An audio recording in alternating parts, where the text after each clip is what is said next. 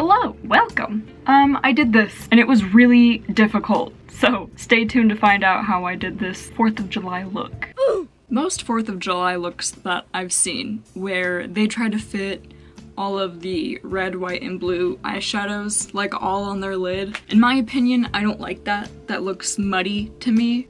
So I'm gonna try something different. I don't know how it's gonna turn out. I haven't practiced this, so let's get this show on the road. So I laid down the primer and base color. Now I'm gonna try to do the actual look. I'm gonna do a blue eyeliner that's not really eyeliner, it's lipstick, because that's all I have.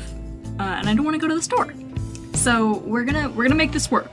I hope. It's been very beaten up, but I'm using that color. We're not sure yet. We haven't decided.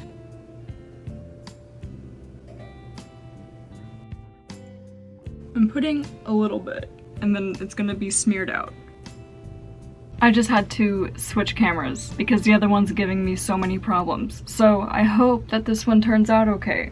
In other news, I look terrifying. Let's move on. I think I'm gonna go in with Huda Beauty's Desert Dusk palette and Saffron and fix this. That didn't fix it. I should be one of those artists in the worst reviewed makeup artist videos. I feel like I'm doing that right now. Someone find me the strength and motivation. This could be a good thing. This could turn out good. Cut crease. Let's do it. As far as right now goes, I'm not happy with the eyes, but I'm gonna go ahead and move on to the face and see where that takes me, and maybe that'll give me a better idea of what I can fix. So luckily, after doing my face, I was able to fix my eyes. They're not completely done yet though. I still gotta do eyelashes.